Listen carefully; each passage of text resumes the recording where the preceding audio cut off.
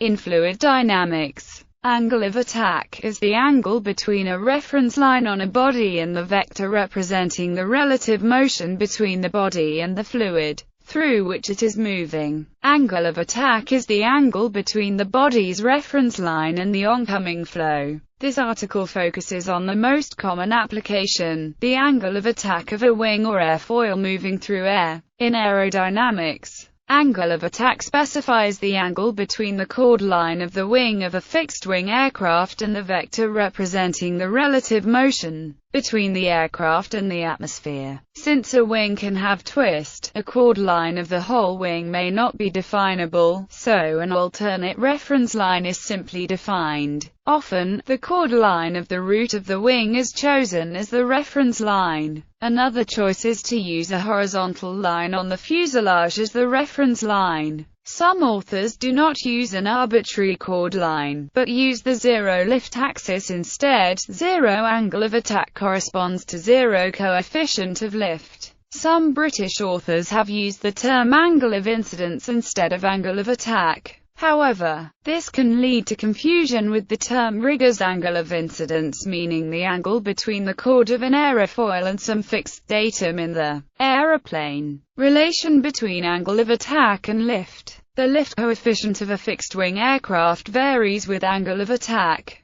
As the angle of attack of a fixed-wing aircraft increases, separation of the airflow from the upper surface of the wing becomes more pronounced, leading to a reduction in the rate of increase of the lift coefficient. The figure shows a typical curve for a cambered straight wing. A symmetrical wing has zero lift at 0 degrees angle of attack. The lift curve is also influenced by the wing shape, including its airfoil section and wing planform. A swept wing has a lower, flatter curve with a higher critical angle. Critical angle of attack. The critical angle of attack is the angle of attack which produces maximum lift coefficient. This is also called the stall angle of attack. Below the critical angle of attack, as the angle of attack increases, the coefficient of lift increases. At the same time, above the critical angle of attack, as angle of attack increases, the air begins to flow less smoothly over the upper surface of the airfoil and begins to separate from the upper surface. On most airfoil shapes, as the angle of attack increases,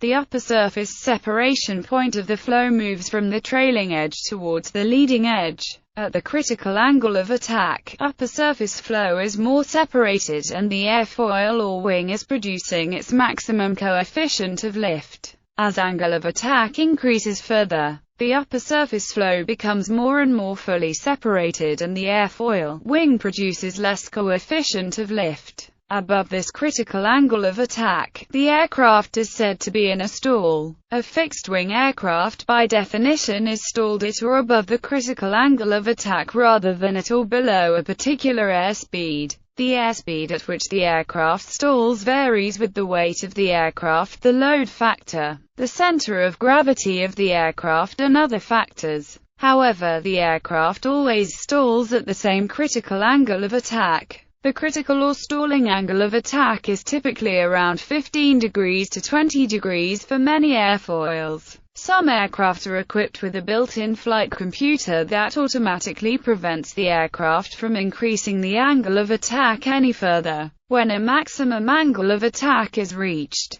irrespective of pilot input.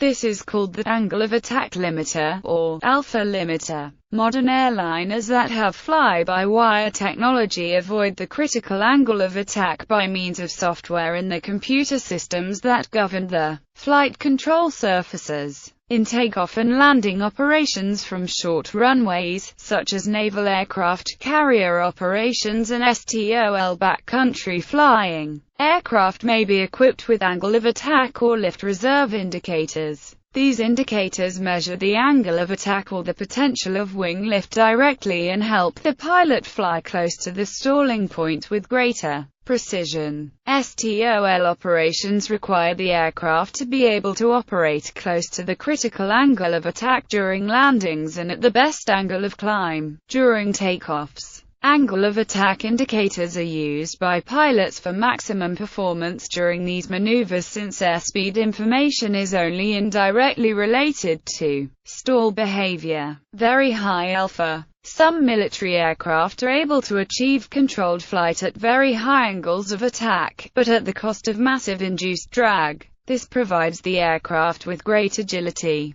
A famous military example is sometimes thought to be Pugachev's Cobra. Although the aircraft experiences high angles of attack throughout the maneuver, the aircraft is not capable of either aerodynamic directional control or maintaining level flight until the maneuver ends. The Cobra is an example of supermaneuvering, as the aircraft's wings are well beyond the critical angle of attack for most of the maneuver. Additional aerodynamic surfaces known as high lift devices, including leading-edge wing root extensions, allow fighter aircraft much greater flyable, true alpha, up to over 45 degrees, compared to about 20 degrees for aircraft without these devices. This can be helpful at high altitudes where even slight maneuvering may require high angles of attack due to the low density of air in the upper atmosphere, as well as at low speed at low altitude where the margin between level flight AOA and stall AOA is reduced. The high AOA capability of the aircraft provides a buffer for the pilot that makes stalling the airplane more difficult. However, military aircraft usually do not obtain such high alpha in combat, as it robs the aircraft of speed very quickly due to induced drag, and in extreme cases, increased frontal area and parasitic drag. Not only do such maneuvers slow the aircraft down, but they cause significant structural stress at high speed. Modern flight control systems tend to limit a fighter's angle of attack to well below its maximum aerodynamic limit.